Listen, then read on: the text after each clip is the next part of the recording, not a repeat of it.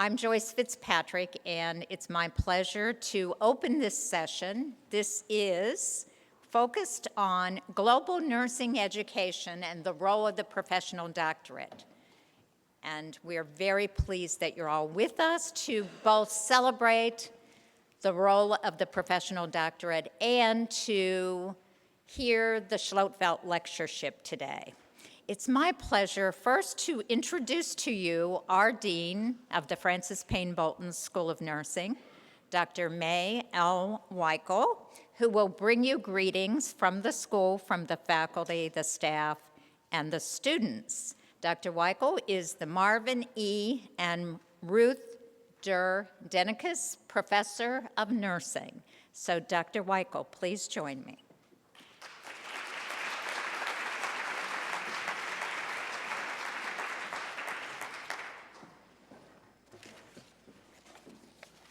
Thank you very much, Joyce. And of course, it's my pleasure to welcome you to our first DNP program as part of the Rosella Schlotfeldt Lecture. And I also would like to welcome those people who aren't from Cleveland, welcome you to Cleveland. It is a site of evidence-based impact of changing of seasons. So if you didn't bring your raincoat and umbrella, then you ought to beware.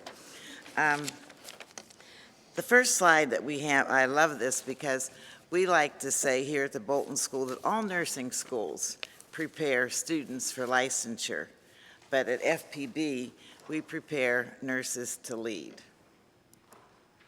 And I want to start the introduction today talking a little bit about Francis Payne Bolton, because I think she's one of our unsung heroes. Francis Payne Bolton was the first woman to be elected to Congress from Ohio, and the first congresswoman to represent the United States in the UN General Assembly. But what's important to nursing is the fact that she endowed the Francis Payne Bolton School of Nursing in 1923. She believed that nursing education ought to be at the university level, and she was way ahead of her time. And she was a woman who put her money where her mouth was, and she endowed the school with $500,000, which was the largest endowment of any school, and the one next to us was Yale. So this is a woman who believed in that. She also believed that nurses, and this is why when I look out at the audience, I say, all of you are the future and well-being of our profession. And I emphasize well-being because Francis Payne Bolton believed that nurses should take care of themselves. And so she was well ahead of her time, too. And she would come to the school and teach the nursing students yoga and show them how she could stand on her head. We had, of course, one of the first baccalaureate programs in the country, and the Bolton Act, which is the other important milestone of 1943, created the U.S. Nursing Cadet Corps. And what's important about this is for minority nurses and for male nurses is that when she said to Roosevelt, we want this act because there's a shortage of nurses, she said, we have to do away with the legal bias. And that gave an opportunity for nurses. And she was very instrumental in establishing the Negro Nurse Corps. And she went on to do all kinds of things, but she was a woman who really thought about nursing education. And then again, because she was in Congress a long time, you have to remember that when she took her husband's place in Congress, they thought, she's a woman, she won't last more than a year. And she was there for 23 years. And so in 1964, she said, we need money for higher education. And so she encouraged Lyndon Johnson to support the 1964 Nurse Training Act and gave nurses financial assistance for advanced education. So we owe a debt of gratitude to Francis Payne Bolton.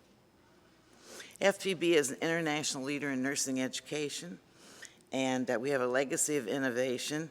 FPB is home to the nation's first, and you can read it on the screen, I'll mention a few, Practice Doctorate of Nursing, Acute Care Nurse Practitioner Program, Flight Nursing Specialty, and We were one of the first class of students graduated with a master's degree in nursing.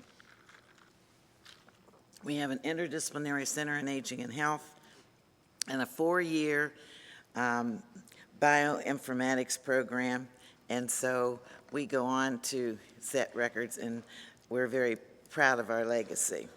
Ohio ranks #1 among schools of nursing in Ohio, #4 among all private schools in nursing across the country. We're #15 for all public and private graduate and professional nursing programs, and our anesthesia and gerontology rank among the top 10 in the country. And the most important fact that we're proud of, we have more endowed professorships than any school of nursing in the country. So, and we want to get more, so we want to get up there with the medical school. We're a leader in innovative academic programs. Our Bachelor of Science in Nursing, one of the quiet, I think, or best kept secrets about the BSN program is that they graduate with more clinical hours than any other BSN program in the country. Isn't that right, Lynn? We talk about this all the time. We have graduate entry for non-nurses, which is a second career program that awards a generalist, and that's a master's of nursing. And you know, sometimes the wheel comes full circle, because we had an MN program at the Bolton School many years ago, and so now we have it again. And of course the DNP, the Doctor of Philosophy in Nursing, and we have a really thriving postdoctoral program where now we have at least 11, I think it is, postdoctoral students from across the country. We like to stay ahead of the curve. We have our Doctor of Nursing Practice cohorts, and many of them are here today, and I'm really pleased to see them, from Arizona, California, Connecticut, Florida, Hawaii, New Hampshire, New Jersey, New York, Virginia, and we're still working on more. And of course, we were really one of the leaders in the use of informatics and being concerned about quality and safety, so we have that initiative. We have 7 research focus areas according to our strategic plan: cardiopulmonology, gerontology, health services, maternal, child, and mental health, and oncology/genetics. Our mental health program, we have a new master's program for psych mental health, which is a blended program for the clinical nurse specialist and the nurse practitioner. It goes across the lifespan, including children through geriatrics, and so we're pleased about that. And then, of course, oncology. Quickly, our centers of excellence focus on aging. We have a wonderful center that's been funded by NINR on self-management. We have an evidence-based practice center. We have a center for global health. We're now working on end-of-life science, and we just have funding for that. And then, of course, we have a wonderful center for research support. Some of our global partnerships, we were redesignated in 2009 as a World Health Organization Collaborating Center for Nursing, and we focus on home care, and it's one of 10 in the country.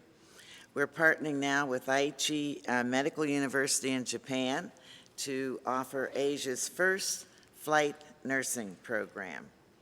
And we're the only school in the nation that offers BSN students international clinical opportunities, and they do that in their senior year. We have memorandums of agreement with 37 universities in 24 countries.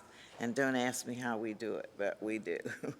And our capstone sites for our baccalaureate students include Australia, Denmark, Chile, Hong Kong, and several others.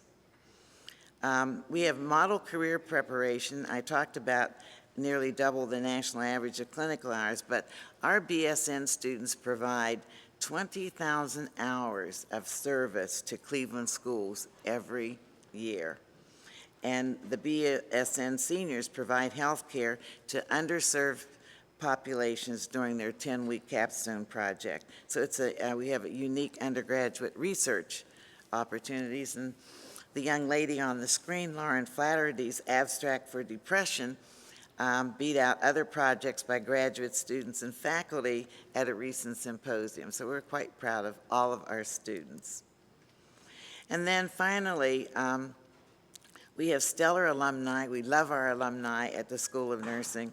Our alumni are out helping to shape national healthcare policy. And Rebecca M. Patton, who some of you may know, I hope, is president of the American Nurses Association, and you can see her at the left of Obama, talking about healthcare reform. And Dr. Mary Mahler is now president of the American Psychiatric Nurses Association, and the FPB alumni, most of them have served as presidents of all major nursing organizations. And now we can add Canada and is it the Asian now Nursing Association that we have graduates that have served as president. So with that, I would like to bring back Dr. Joyce Fitzpatrick. Joyce Fitzpatrick has been a mentor of mine she was a mentor of mine for at least 15 years, right? And I want you to know, all of you out there who know Joyce, if you think that she's after you for publications and to finish your research, live with her for 15 years. Because I tell you, when Joyce first came to my office when she was first dean, and she said to me, well, what kind of research do you do? And I said, I don't do research, I teach. And she said, well, you're going to be doing research from now on. So that's what I've been doing. So Joyce, it's my pleasure to bring you here.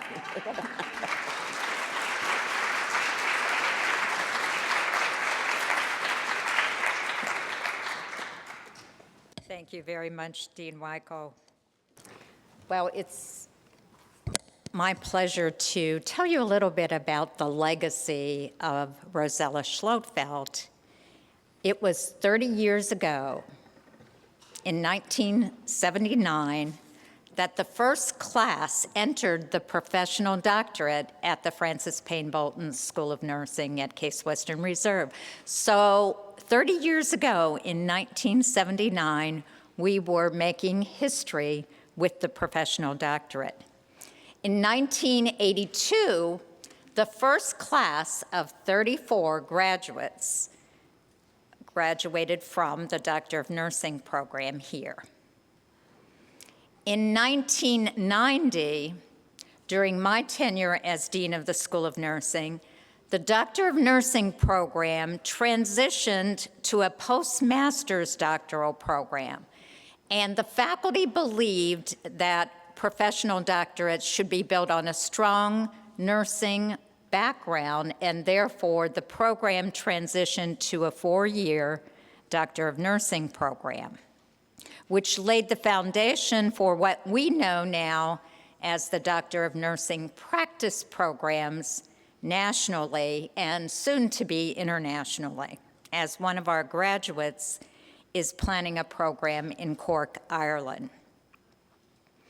In 2005, the Doctor of Nursing degree title was changed to the Doctor of Nursing practice. Since the inauguration, FPB graduates, as you've heard, have provided leadership for the profession of nursing.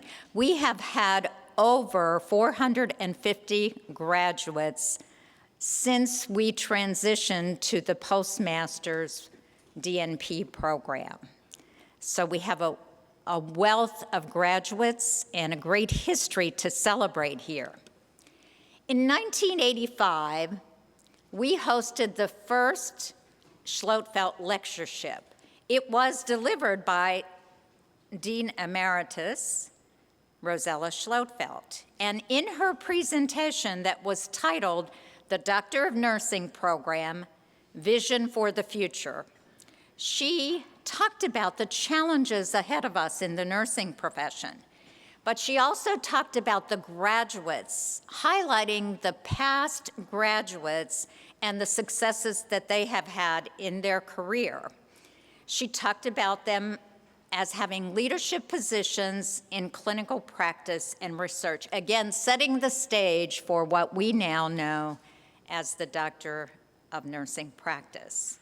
The first evaluation of our then ND program was published in 1986 as a result of significant funding from the Cleveland Foundation.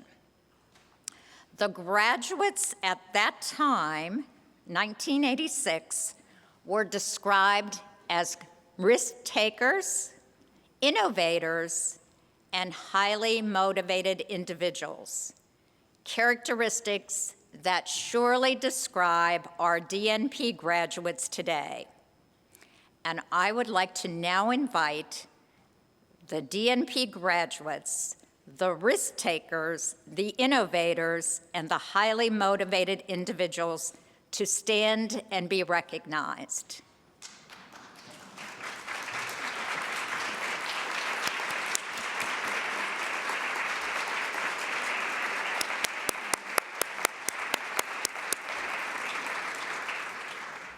So congratulations to all of you risk takers, innovators. We're glad you're here, and we look forward to celebrating with you all day today. You will hear from many of them.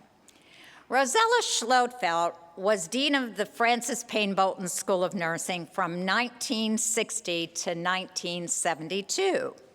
She was described by her colleagues as strong-willed and visionary.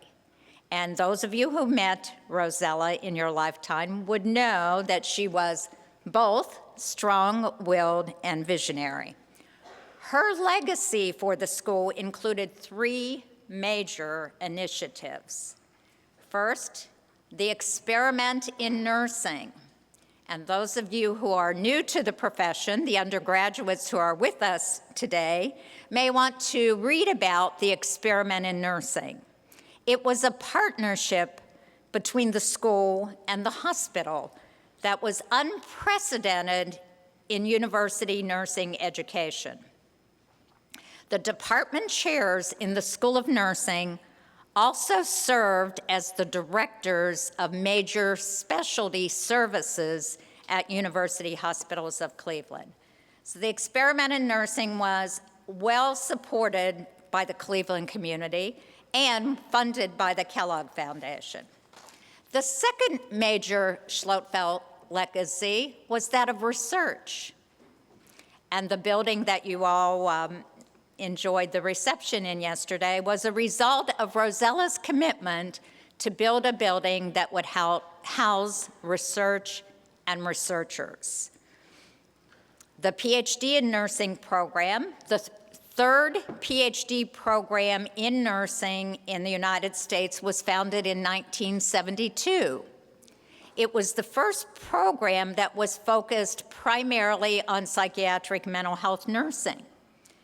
The program was built on a strong foundation in nursing research that had been developed at the School of Nursing for the previous decade. And it was supported by significant funding through the Division of Nursing.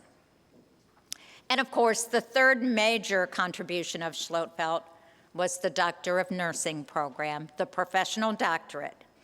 She first envisioned the program in 1966. And I remember as a young student hearing about this revolutionary idea of the Professional Doctorate.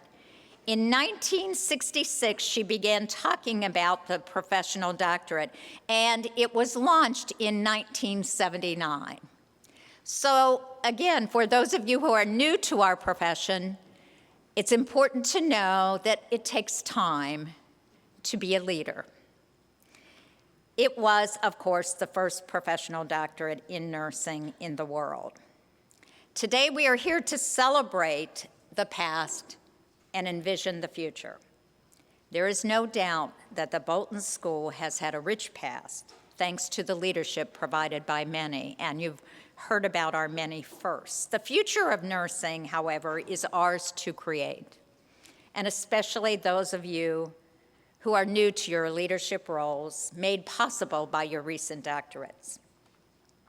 Throughout the day today, you will hear from several graduates of the CASE DNP program. Each graduate who is here could tell you a similar story of leadership.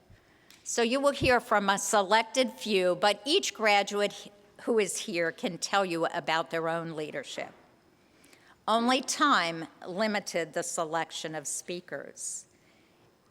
On behalf of the Bolton School faculty, though, I do want to acknowledge all of our graduates.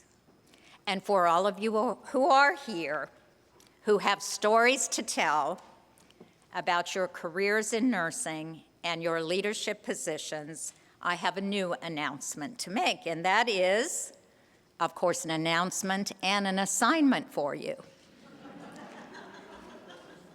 Dr. Wykle and I are collaborating on a new book that will profile graduates of the DNP program, our leaders in nursing. So we want to invite all of you to tell your stories of leadership and to submit them. And don't worry, you will hear from us about the new assignment. We will expect and welcome your contributions. But prior to hearing from our DNP graduates, we are pleased to be joined by one of our professional colleagues, Dr. Beverly Malone, who will deliver the Schlotfeldt Lectureship of 2009. And May and I have known Beverly as a colleague for many, many years. We're all psychiatric nurses, and we have a long history together. Dr. Malone is currently the Chief Nursing Officer of the National League for Nursing, but she's no stranger to the Bolton School of Nursing, as she has consulted with us as early as the 1980s in our psychiatric nursing program. But as an aside, before I formally introduce Dr. Malone, I also want to make the point that Case Western Reserve University is no stranger to the National League for Nursing. The university president, Dr. John Millis, served as vice president of the National League for Nursing from 1960 to 1962. So we all go back a long way together. Now, for Dr. Malone. Dr. Malone began her nursing career with an undergraduate degree from the University of Cincinnati, and then studied psychiatric mental health nursing with, of course, the guru that we all know, Dr. Hildegard Peplau, and she earned a master's degree in psychiatric mental health nursing from Rutgers, the state university, and then went on to receive her doctorate in clinical psychology. Dr. Malone has had a very dynamic and exciting nursing career in clinical practice, administration, nursing education, and leadership at the national and global level. And you do have a bio sketch of Dr. Malone in your folder. But it's important for you all to understand her impact on nursing nationally and globally. She has served as president of the American Nurses Association, a position that is, as you well know, very powerful, and now serves as executive of the National League for Nursing, our two premier longstanding nursing organizations. Dr. Malone also was appointed as the executive of the Royal College of Nursing in the United Kingdom, and prior to her joining the National League for Nursing, she was based in London. Importantly, prior to going to ANA and the UK, she was Deputy Assistant Secretary for Health with the U.S. Department of Health and Human Services, appointed by David Satcher, who of course, has strong roots to Case Western Reserve. So it's a small world, folks. We all know each other in our leadership circles in nursing and healthcare.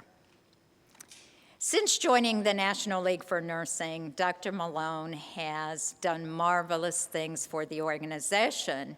What she's here to tell us about is the global nursing initiatives that were really spearheaded by her joining the National League for Nursing and positioning nursing and nursing education from the U.S. in the global arena. And in fact, ICN has just announced a work group on global nursing education, which I'm sure Dr. Malone will talk with you about. So please join me in welcoming Dr. Beverly Malone as our 2009 Schlotfeldt Lecturer. Dr. Malone.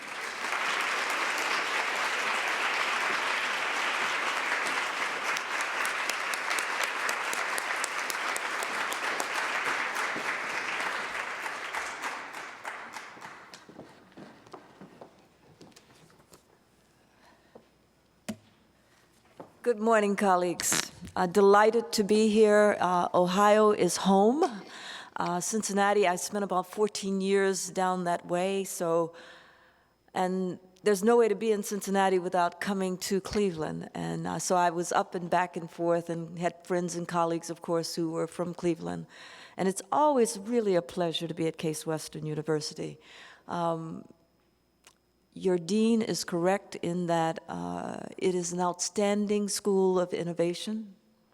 We know it throughout the nation, and we acknowledge Case Western. I think your school, your dean, and the leadership of your dean, along with, of course, we're delighted to have Joyce Fitzpatrick. Could we have a round of applause for your school?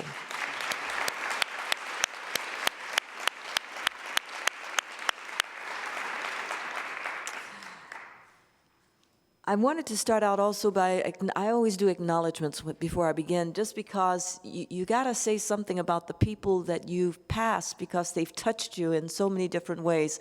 And I'm sure those of you who are celebrating the DMP and representing it in such a gallant way are aware of all the people who are touching you and who have touched your lives to make you even better than you are. Well, I want to acknowledge Dr. Margaret Wheatley, who I knew back in Cincinnati, and we go back an incredibly long way, and to say that my understanding is that her primary mentor now is Dr. Wykle, and so I think that that's pretty strong for Margaret, not bad at all. And then I also want to acknowledge, of course, Dr. Pat Underwood, who I used to serve with when I was president of the American Nurses Association, and Pat was in the leadership position of one of our vice presidents, as I remember it, Pat. So having made those acknowledgments, I am sure there are plenty of folks here who know me and who said, how dare her stand up there and not mention me? But I want to tell you, it's an era of the head and not the heart, that the heart is in the right place. I get the delightful opportunity to talk with you today about global nursing education, its challenges and opportunities. And I don't know how to begin talking about that without starting with core values. That unless you know where you stand and what you stand on, I'm not sure how you extend yourself across the globe. I'm not sure how you engage with the other, and the other being a diverse and different kind of individual or organization. So I always start with my core values, and those values are reflected very closely by the ones that were developed by the National League for Nursing. I arrived back in 2007 and from Europe, and I started in February, and by March we were working on our new strategic plan that was underpinned by our core values. And I have to tell you that in England, where everything is a little bit traditional, even though it's the UK that I was over, England was the sort of the center. Wales, Scotland, and Northern Ireland complained about that on a regular basis. But England, things were done very traditionally. And so the strategic plan that we worked on there was about yay thick. You could do your, lifts with it very nicely. The strategic plan that was developed by the National League for Nursing is a page. The front are the core values, and the back is the strategic plan. I am in love with our strategic plan and our core values. There are 4 core values. The first one is caring, and all of you know about caring. I mean, it's not a new one. Promoting health, healing, and hope in response to the human condition. Most of us know about promoting health. I mean, that's who we are. That's what nurses do. We just forget that we do it sometimes. When people talk about it that we haven't heard talk about it before, we suddenly forget that that's where we started, that that's who we are, and that most of our history comes from there, and that we are strong promoters of health. And then healing. And I think this healing is something very special. Joyce mentioned that all 3 of us, Dr. Wykle, Dr. Fitzpatrick, and myself, we're all psychiatric nurses. And so the healing business is a little different in psych nursing. I remember when I was a clinical surgical nurse, staff nurse, that I loved decubiti because I could look and see the healing. I could measure the healing. I could take a decubiti and actually know when it was changing, and I loved that. But psych, it's a little different. It's about people coming alive again. It's about some twinkle in their eye. It's about some knowledge, acknowledgement. But this healing, whether I was doing surgical nursing or whether I'm doing psych nursing, I've always known that I'm a healer. And I think that that's something you need to check with yourself. My vision of myself is that if I'd come over on the boat, not the luxury one, the one that my forefathers came over on, it was not comfortable. But if I had not come over on that boat, I would be back in my village, running around the village talking about, I'm the village healer. I am the village healer. Because I know that I was destined to be a healer. And then there's hope, and I have seen nurses bring hope in hopeless situations to the human condition. That's caring. The second one is integrity. Respecting the dignity and moral wholeness of every person without condition or limitation. For those of you who know the work of Carl Rogers, you could say, it's a little bit of Rogerian theory there. But how can you talk about international work without understanding integrity and that respect for the wholeness of every individual? The one thing that I've found that many of my international colleagues fear about those of us who are so proud to be Americans, North Americans that is that we won't respect the differences, that we won't respect the moral wholeness, that we will believe the false assumption that we bring it and only the U.S. brings it and everyone else waits to receive it, that we will buy our own myths and our own legends in our mind. And so that's a real issue if you're thinking about working internationally, to let go of that mentality, to let go of that picture in the mind that it is only comes from the U.S. and that we are really at the top in everything. And what I learned when I was in Europe was that there were some things that the U.S. did especially well in terms of nursing. And there were some things that Europe and others did especially well. So it's not either or, it's and. Then the third one is diversity. And you would say, well, why would the League, after talking about differences and moral wholeness, even talk about diversity? But I'm so proud of the League for this one because it was so important that we pulled it out and wanted to separate it and set it up on the hill all by itself. And to say that diversity has that kind of power to it, that kind of importance in this time. And it's affirming the uniqueness of and differences among persons, ideas, values, and ethnicities. So it's not just about color and race. It is bigger than that. It's persons, ideas, and if there's anything that I've seen nursing struggle over, colleagues, it is about a difference of ideas. We have some trouble with that. Somehow, if I got it and it's in my head, it's correct. And it's correct, and there's no other way to look at it. And we have to really work on that. That's an area of growth for the entire nursing profession in the United States, I believe. And as we interface with our colleagues in other countries, that's one that we're going to have to give some room to, that diversity issue. The last one, so there's caring, integrity, diversity, and the last one is excellence. And I know that your School of Nursing has majored in excellence. The definition is creating and implementing transformative strategies with daring ingenuity. And I just love the daring ingenuity. Creating and implementing transformative strategies with daring ingenuity. So, what is this about transformation? My colleagues say I use the term rather loosely, so could you give us a definition of the term of transformation? If I give you $1 and you give me back 4 quarters, you have given me change. Thank you very much. If I give you $1 and you give me back $5, we have transformed the situation. So transformation is about that added value. It's bigger than. Change, shift the chairs around. We can change the situation. But transformation goes beyond that. And then this thing about excellence. There are some folks who believe that they got an award back in 1982. They were excellent then, and they're excellent ever since. They've not had to change one thing, transform anything. They were excellent, and they got it. That just isn't true. It is really the pursuit of excellence, that it's something that you grab hold of excellence, and you've got it for a minute, and it's already moved out in front of you. And so you're always stretching. You're always reaching for the excellence. And then this daring ingenuity, it's called just falling off the cliff. And if you haven't fallen off the cliff lately, then you haven't been very creative, because every now and then, if you're really going to be creative, and I think our international colleagues demand and expect some creativity, you got to fall off the cliff. And you won't always have the time to get down in the valley and construct your safety net to make sure it is well there, prepared there. Every now and then you'll just fall without that safety net being there.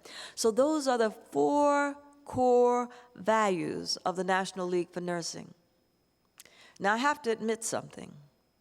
Those values, 3 of them are the same as Enron's.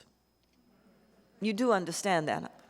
So it's not just about putting them down on a piece of paper. It's somewhere about living them, about operationalizing them, about integrating them into the fabric of who you are and what you do and how you mobilize your organization. The one that was not there is caring. Enron had all the others, and it just missed out on caring. So, with those core values, I can now move towards saying, how do we look at this initiative that Joyce mentioned called the International Council of Nurses Education Network that the National League for Nursing helped to bring into existence? And so I thought I would tell you about how that happened, because we're always wanting to know, how do you make things go? How do you turn, where's the switch? When you get into a room, and if you go to as many hotel rooms as probably some of us do, you always look for the light switch. And when you can't find it immediately, the level of intelligence, your own perception of it, seems to drop. So how do you get started on turning on the light on international work? Well, I have to say that it never occurred to me that there was not an educational network within the International Council of Nurses. I mean, why wouldn't there be? Education is the most fundamental part of nursing that we know, and it's been, and really, if you look at the attendance at ICN conferences and congresses, the majority of people that attend are nurse educators from around the world. So, of course, there must be some kind of forum where nurse educators come together to meet. No, not at all. And in my role as the General Secretary for the Royal College of Nursing, just to give you an idea of what I was doing, I had 4 countries, of course, Wales, Scotland, Northern Ireland, and England, and I had 400,000 nurses in that organization, and 1,000 employees. And so I wasn't looking at education like this. I was looking at education like this, along with a lot of other issues. It did not occur to me that there would not be a forum for nursing education.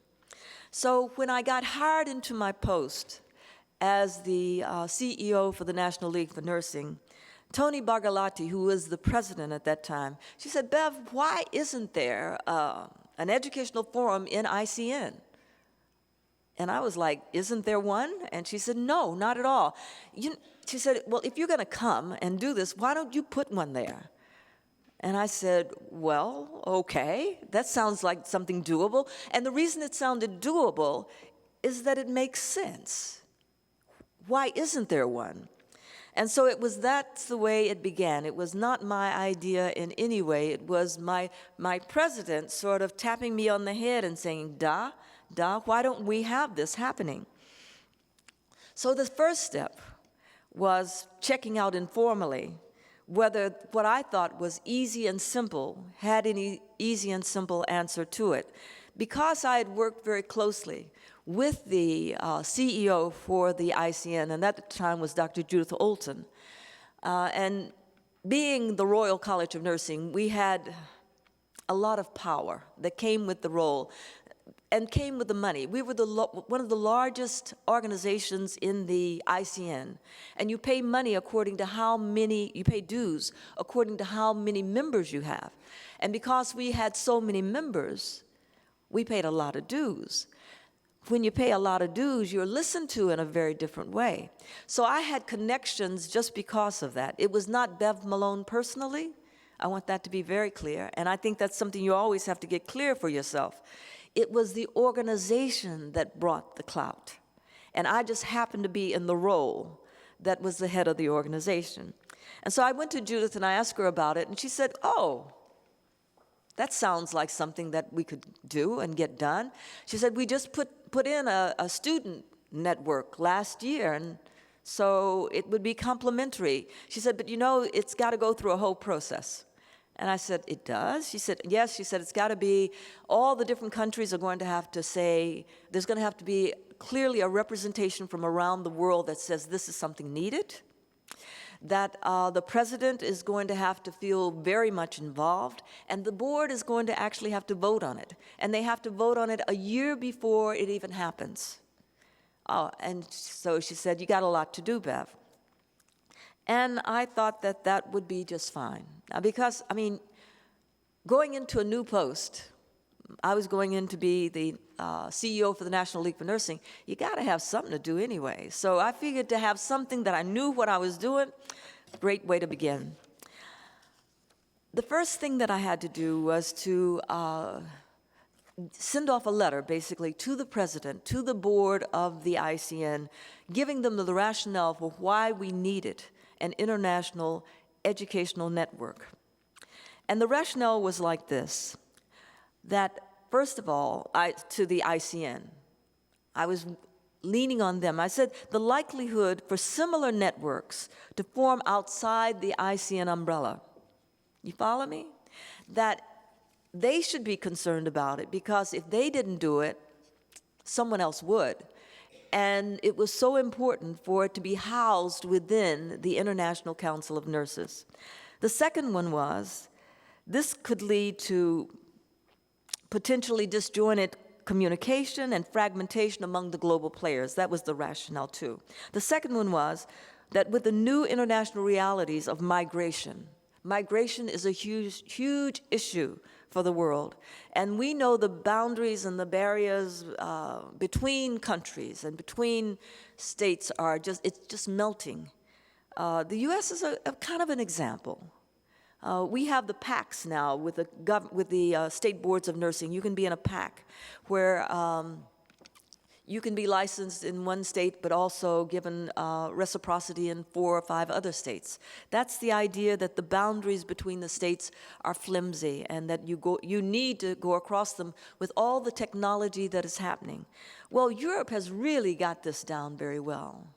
It's called the European Union, and they're doing magnificent work. I think they've got about 20, at least when I left, they had 25 members. They had just admitted another 15. And their rules and regulations supersede the rules of even the countries. Now, they can resist. For example, England has not gone with the euro. And you say, but why wouldn't they? I mean, France went with the euro, and the French don't go with anything, but they went with the euro. And so why wouldn't England do it? It's something to do with a queen. Did you notice that on the pound is the queen's image? I don't think the euro is going to accept the queen on the euro. And I'm sure there are some other issues, but it can break down to something as simple as whose picture is on the money. And there's a whole history, tradition with England about their royalty. So it's very interesting, but then there are still rules that supersede even England's rules. For example, the one that has to do with how many hours a medical student can work in terms of hospitals, and that they can only work a certain number of hours, and then guess who has to take over? I bet you didn't know it, but nurses, oh, there you got it. Nurses then have to fill in where the docs can't work, the med students can't work, or the residents can't work. But they've been resisting that, but they can't resist it for long, because in order to collaborate with the European Union, England has to accede to some of those demands that the European Union are making decisions about. So all of that's happening, and migration is part of that. In Europe, you can actually go from Poland, being educated as a nurse in Poland, and the education is very different than it is in England, and go directly and get on the register in England without anything at all, without any substantiation of your education, nothing. You just say, you show your citizenship of Poland, and you are automatically placed on the register. And the English gasped. They were like, that's ridiculous. That can't happen. And so what has happened, and Spain has gasped. I mean, it's not just England. I don't want to just pick on my colleagues in England. That's where I worked. But Spain was gasping too, because Spain is they really are very committed to a high level of nursing education. But the way that is checked is that the actual hospital or place of employment has the right to say that just because you're on the register doesn't mean you can automatically work in their setting. And so they have the right then to look at your credentials, to look at your education, and to decide if you can actually work in their setting. So there are some catches to make sure that you have the appropriate preparation to deliver care or services in that hospital. The migration is a big issue. The dissolving of borders between countries, advanced communication technology, global healthcare, and a worldwide nursing shortage. All of these are reasons why we need an international education network. And this was what I presented in a letter to my colleagues. I also included, they wanted to know, well, what educational networks already exist? What is the scope of things out there? And so just to share with you, there are two major ones with a possible third one developing. There's an organization called GAINS, G-A-N-E-S.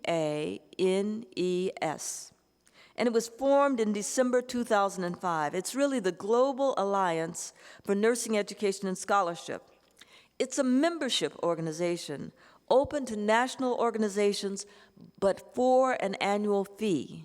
And the annual fee has kept it from being as visible and viable as perhaps it could actually be. It's the fact that there's no organizational punch behind it of how it's going to maintain itself, operationalize itself without somebody providing funds. And so the way in which they kind of saw getting the funds were countries providing a fee, paying an annual fee. The countries that are involved are Australia, Canada, New Zealand, the United Kingdom, and the United States. They hold usually an annual forum at the ICN meetings, and these are usually quadrennial meetings at the ICN, and then the Congress actually meets every 2 years. So there's a Congress of about 125 countries. That's the International Council of Nurses. It meets every 2 years, but the big summit, the big conference, only meets quadrennially, on a quadrennial basis every 4 years. And the Gaines organization would meet on those every 4-year basis, but also sneaking in those meetings in between the two. But having not a lot of funds to how we do that in addition to 2 meetings a year, unless they did it virtually. Then there's the International Network for Doctoral Education in Nursing, INDEN, I-N-D-E-N, and that began in 1995 at the University of Michigan. The initial planning group involved Canada, the United States, and the United Kingdom. They have usually met around the ICN quadrennial meeting also. It's like the ICN meeting has been sort of the focus of where we can put together our international colleagues. And then the third one that's kind of developing is the Ibero American Nursing Education Conference. It's held in Toledo, Spain. It was held in Toledo, Spain, from October 3rd through the 5th in 2007. And this one marked the first time nursing educators from Spain and Portugal came together to meet with colleagues from Latin America. So they're looking at how to bring all the Spain and Portugal, our Spanish colleagues there, together with their colleagues in Latin America. That's not evolved into an actual network, but it has the potential to do it. So this is what the current shape of the landscape is.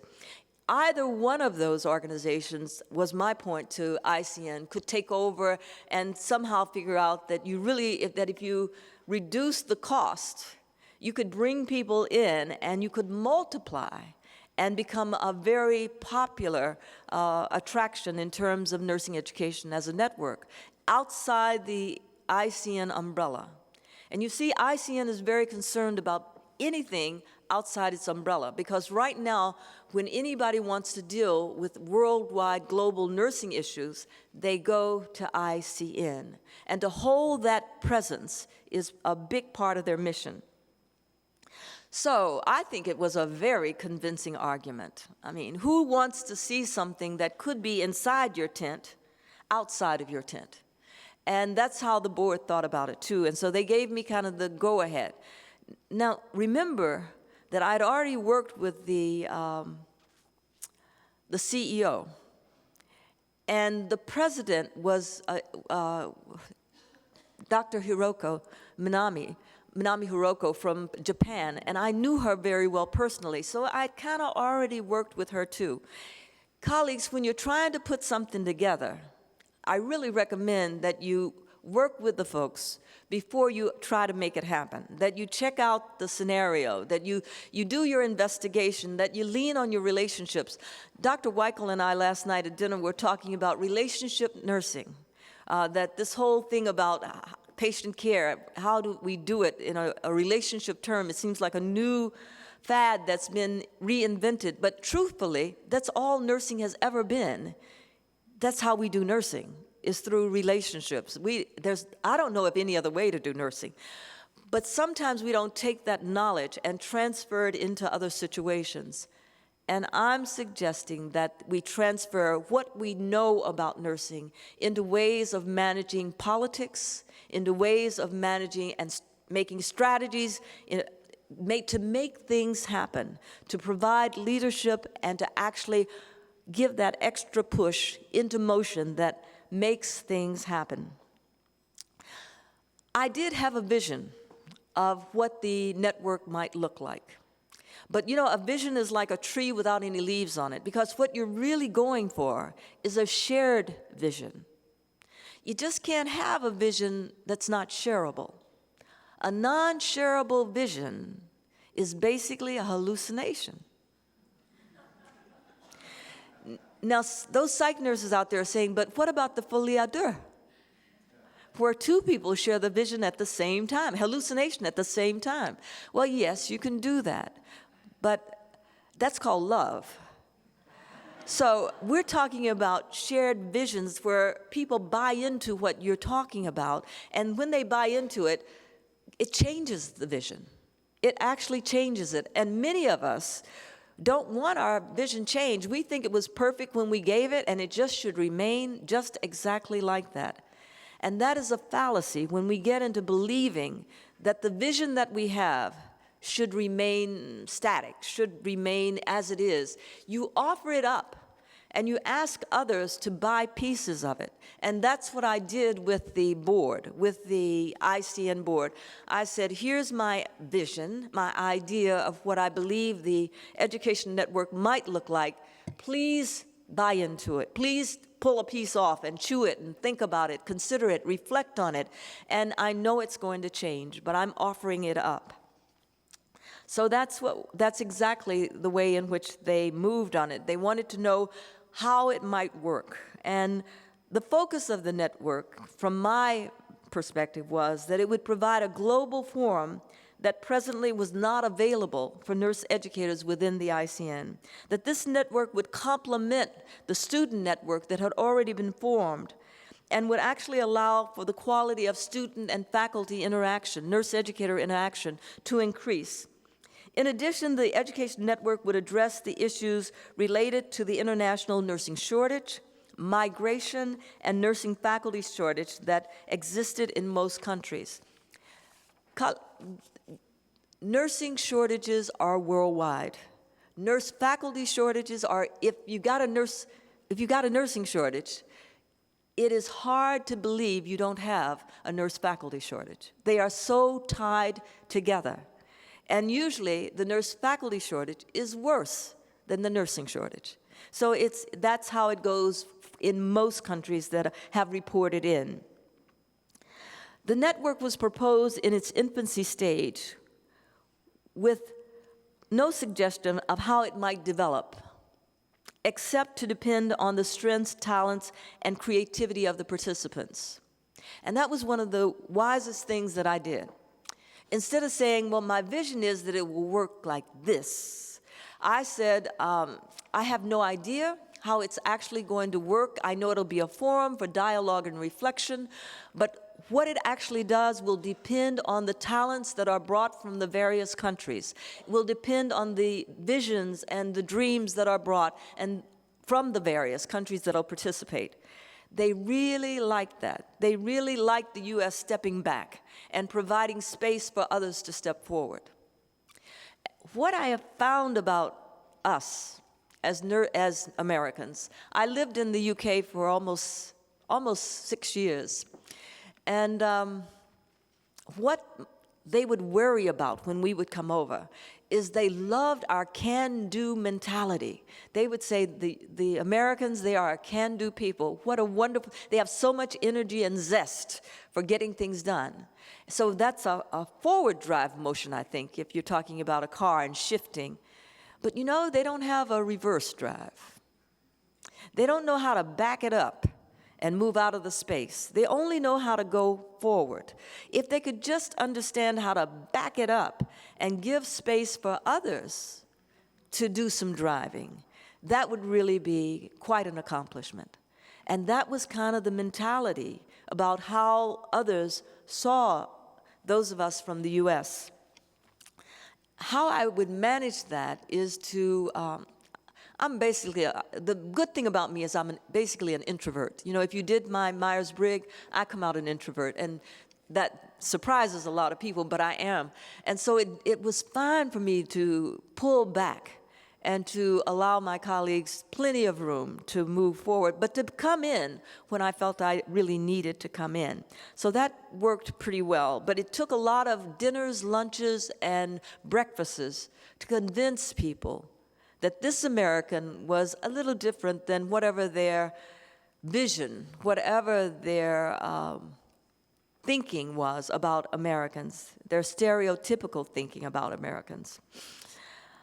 Since the network was proposed in its infancy stage, someone had to provide the support for it. And the ICN, while a wonderful organization, has a staff of about 15, maybe core, even less than that. Some of those are just on part-time. Very small staff, and these are 125 countries. Can you imagine a staff that services 125 countries? So they always have to have others to provide the legwork and the financial support to make it happen. And what the National League for Nursing did in proposing it was to commit to bringing our resources to the table to fund the educational network until it got on its feet, at least for the first 2 years. So when I made the proposal, I also had to bring my resources with me to the table to say that we would provide the secretarial support, putting it together, the initial leadership, making sure that this happened, making sure that there was an outcome 2 years later, and that for Australia in 2013, that we would have a product ready for. So that was another piece of it. You have to bring some resources with you. And part of the resource that I brought is a woman named Dr. Virginia Adams. And Dr. Virginia Adams was previously the Dean of Nursing at Wilmington, in UNC at Wilmington, in Wilmington, North Carolina. And she was one of these international travelers who, as dean, she had done a lot of different things in a lot of different places. And she's also has a history of being in the armed services, and so has some familiarity with how one moves into a different space and place, and how you do that in a gracious way, but still maintain your boundaries and what your goals are about. She has all of those abilities, and Virginia is now the chair of the steering committee for the International Council of Nurses Educational Network. But she is also a consultant to the NLN and does all my work around global and diversity. Just a real jewel. The liaison between the National League for Nursing and the ICN is Dr. Ann Morrison, who is out of Australia.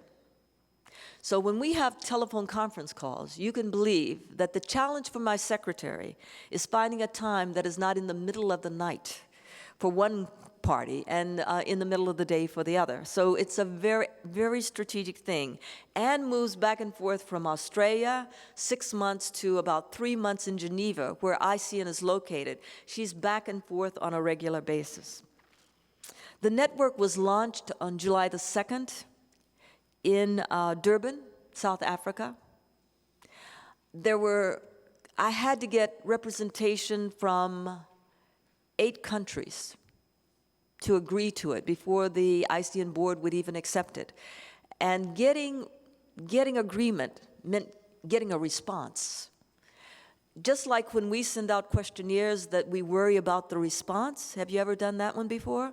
Well, when we send out an invitation to even join an international network for nursing education, our responses were low. So we had to find out who in what country should we talk to make sure we got a response. This was a lot of investigatory work, and but we managed to get it. We got the 8 countries and all lined up, and they're now on the steering committee of the educational network. They're looking at issues that I told you before, migration. They're looking at issues of the shortage and nursing education shortage. They're looking at issues of standardization and using the Bologna Agreement out of Europe as one of the models to think about of how, not really standardization, but more harmonization, of how do we bring this together in terms of having some overall expectations about nursing education and the products of nursing schools. We'll have our first teleconference for the Education Network on October 20th. That's coming soon. So next Tuesday, I think, is the date. And I'm really looking forward to it. It's that vision and dream sort of materializing before my eyes. Let me tell you just a little bit about the Bologna Process, because it is an exemplar of how you bring together various countries around not just nursing education, but around higher education. Once again, go back to the European Union, this august body that is taking over, first economically, but then has spread its hands through healthcare and safety issues and all kinds of other civil governmental issues. And the Bologna Agreement, or the Bologna Proposal, its goals are to develop a coherent, European higher education. So they want something that makes sense for all of Europe. They want to foster employability and mobility in Europe. They want to increase the competitiveness of European higher education in the world. So under that umbrella, nursing education is also trying to make its moves because there are grants available to do that for all types of education programs. You can actually get the money to try some things out. The European Federation of Nurses, and I used to be the vice president of that organization, is very interested in pulling all of that together for nursing. And so what we've been doing is going to the Bologna agreements, and they meet in different countries. There's been 8 of them, 8 in different countries in Europe, and making sure that nursing's voice was heard, that we are part of this whole higher education process. Once again, the issue of visibility for nursing is one of the biggest issues that we have. How do we, in a process as big as the Bologna process that has all of higher education, how does nursing make sure that we are at the table when the decisions are made and when the money is being distributed? And I know that Michelle is here today, Michelle Richards, who is our HRSA leader in terms of nursing, and working with Dr. Mary Wykle, who is over HRSA. And the question about is nursing at the table is one of the biggest issues for the U.S., but every country that you can imagine internationally, that is the question. So how is nursing at the table in other countries? Well, in other countries, you may need a chief officer for nursing to be in the government to make sure that nursing is at the table.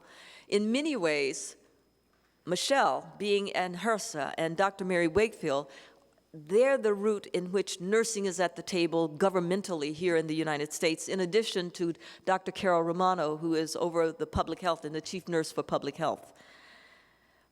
But smaller countries, if they don't have anyone in the government that's a nurse, the Bologna Agreement may just simply pass them by. So the nursing organizations become a primary avenue for how they can be involved with this international process and with getting money from their government. And that's one of the things that we have got to pay attention to as we Americans look at the bigger global issue. How can we help our sister and brother colleagues in other countries make sure that their governments are actually giving, providing resources for them as we go into their countries? Are we working with their ministers? Do we just go into the School of Nursing and have a connection with that School of Nursing? Or do we make sure that we have a pathway that goes through the government to alert the government that we're there and to acknowledge in some way how important that School of Nursing that we're working with is? Is there any way for us to make that connecting link? And I know sometimes there is not, but anytime there is, it really helps that particular school to be identified, to be acknowledged by their government. So those are the kinds of really tricky issues that we have to watch as we move into other countries with various things that we're doing. So what are some of the big issues that are left out there in terms of the international network? One of the things I want to tell you is you can go to the ICN website and join the ICN Educational Network. It doesn't cost you a cent, and that's the beauty of it. There is no cost to anyone. So we have about 369 members right now, and we started in July, so that's pretty good, and we would just ask you to click, and sign up, and you'll be getting information about what's going on in the world of nursing education. The other thing that I would share with you is if you can start saving now to go to the ICN Congress and its summit. The next one is in Malta in 2 years. In 4 years, it will be in Australia. And I understand Melbourne is the place. And so that's quite an exciting trip there. And you can also attend the ICN Educational Network as you go. We'll be having a meeting, and you'll know right where to move to, and I'll welcome you wholeheartedly. The kind of programs that are out there that are making a difference that the Educational Network wants to highlight, like the language program It's called Pro-Nurse. And it was started in 2009 to help nurses and students to be more mobile and helping them to learn professional language in English, Italian, Spanish, and German. And the project is sponsored by the EU at Edinburgh Napier University. These are the kinds of things that we're involved with internationally. But I thought it might be helpful just to give you a very quick introduction of how I moved from the US to the UK, that what bridge was it that got me across the water. I had in my heart a need to do something internationally. In terms of my career, I usually know what I want to do before I do it, but it's just a steering. It's a feeling that I want to do something like that. And so I was Deputy Assistant Secretary for Health for the Clinton administration. And I knew that I wanted to do something internationally. I had been on the road with Secretary Shalala and had worked with Palestine and Israel, sitting across the table from each other, talking about the only thing they could talk about was oncology, and able to do that. And I was very excited about the international opportunities that were out there. And I was really wanting Secretary Shalala to appoint me as the liaison from the government in Geneva. That's where I thought I was going. I was starting to do some speaking in Geneva at the World Health Organization, and so all of the things were starting to line up, and I thought, that's where I'm going. I'm going to Geneva. And then she gave the position to her assistant, who didn't know anything about healthcare, but had been her assistant for a very long time. That's called politics. And it was sort of snatched from me, and I had to remind myself, you can't grieve over something you never had. You really can't lose something you didn't have. And I have to remind myself of that on a regular basis. When I think I've lost something, I have to say, well, now, did you ever have it? Well, no, so how come you're grieving about this? So I didn't get that. So I was pretty sure that my opportunity to go internationally had just flown out the window, because by that time, we were into Mr. Gore running for president. And if you remember, it was not a very strong campaign from the beginning.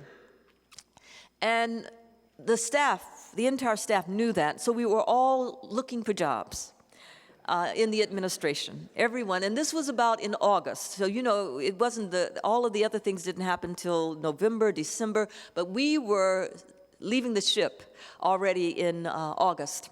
So we were all looking for jobs, scattering around, and one of my mentors called me and said, I heard that Christine Hancock is leaving the Royal College of Nursing. She's retiring after 12 years. Give her a call and see if she's willing to say anything about whether they would hire an American for the job. Now, that didn't make much sense to me, but my mentor, I don't know about you, some of them I just do. I just do whatever they tell me to do. So I picked up the phone and I called Christine and I asked her, Christine, do you think they would hire an American? Christine, being very British, said absolutely not. She said, no, they haven't even hired someone from Ireland, Wales, or Scotland, ever, for this post. There is no way they would hire anyone who's an American. So I said, thank you very much. And for me, from my perspective, I thought, what a wonderful opportunity for going for the post. Because if I didn't get it, people would say, she didn't get it? Of course she didn't get it. If I got it, they would say, she got it? So how?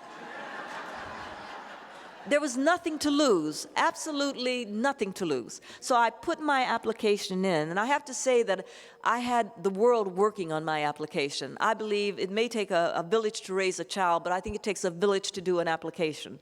So I had the world working on my application. It was very good by the time it had been seen by a number of different people and strengthened by a number of different people. And it went over.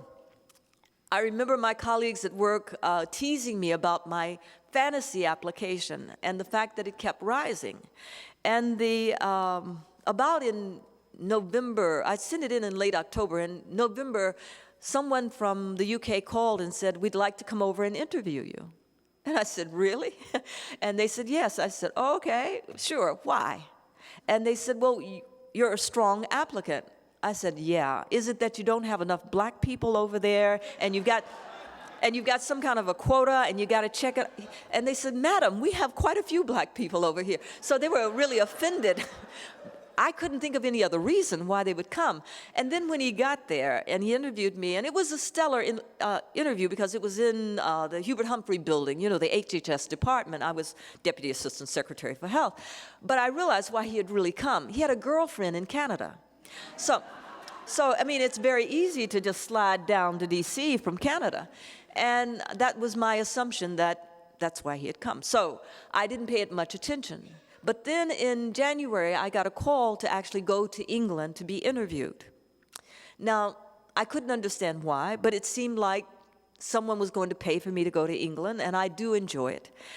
So I thought, why not? So I went over, and the Wednesday that I arrived, I opened the Times, which is the formal newspaper like the New York Times, and on the second page it said, "An American causes a row." I was very surprised because I read down it was me. And I learned in that article that I was a front runner. I did not know I was a front runner. I learned that I had caused someone to have a heart attack. Yes, my application had done that. And that I'd also run some people out of the organization. There were people leaving the organization who were definitely offended that I was even being interviewed.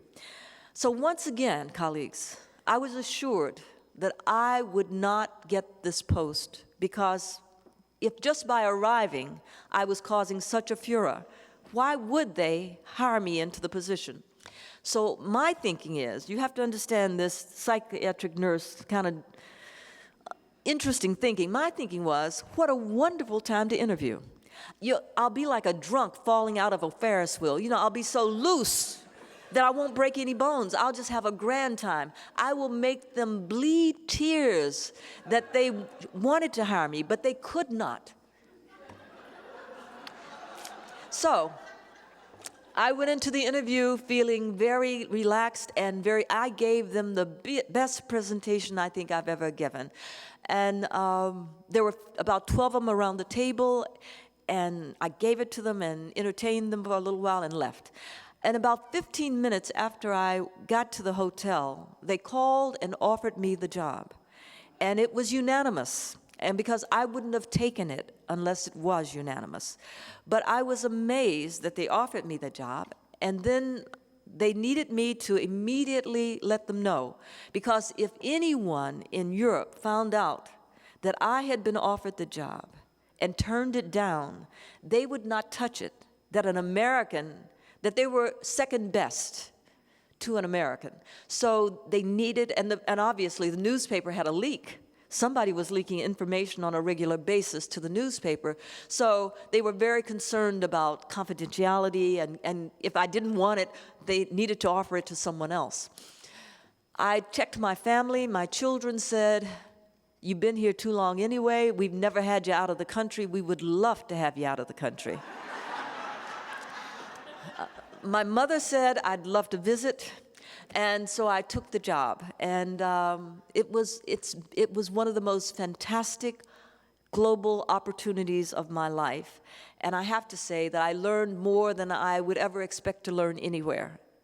I could give you stories about meeting with Prince Charles, about meeting on a regular basis with Tony Blair and working on nursing issues. Those are all the things that come with doing nursing and healthcare in a very different way in a very different country. But what I want to say to you is that we have an opportunity to make a difference globally. And it's about waking up and first of all acknowledging some humility, and that we're not bringing things to others that they are in desperate need of and that only America can do. And that if we take that attitude and that kind of face to it, even in the places that really do need us, their pride will turn them away from us. So I'm hoping that through the educational network, the ICN educational network, we can start building bridges of communication, of respect, of dialogue, of reflection with one another. And from that, we can build on what our patients need globally, worldwide, how we can be better providers of care. There are some countries that are doing some fabulous things already. Norway is a giant. Their government gives them money to their nursing associations, who then gives money to the nursing associations of the countries that need it. It doesn't even pass through the government. It just goes from nurse organization to nursing organization. It's pretty fantastic. Canada also has that same model. It's one of my hopes that we can work with our government to get something going similar to that. The last thing that I want to tell you is this issue of brain drain is real. This issue of migrating and taking nurses from other countries, we don't just go after the new nurse. We want the best prepared nurse. So when we take nurses from the other countries that can least afford it, we tend to take those who are best prepared. And it usually wipes out the system in a number of different ways. What I saw that worked was in England, was a system where it was government to government. The government agreed, the British government agreed, or the UK government agreed, that they would bring nurses over from countries that could not afford to lose nurses, keep them for a 2 to 3 year period, give them additional education and knowledge, skills, and then send them back home. So they were taking with them that advanced practice knowledge or that additional information knowledge. It's such a different game than going in and just taking the nurses or nurses volunteering, of course, because it's so hard to sometimes work in countries that are devastated in different ways, whether it's illness or whether it's other types of devastation. But I want to tell you that that educational network is a start. It's a center. It's a place to begin. And I hope that all of you will think about getting involved with it. No cost, plenty of new information. It keeps you globally involved at the least expense. Thank you very much.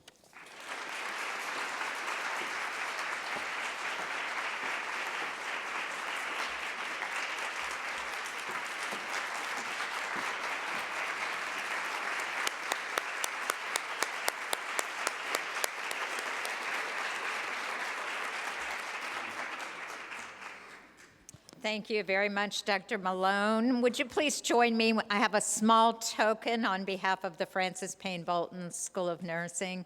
We'd like to thank you for the 2009 Schlotfeldt Lectureship. Thank you.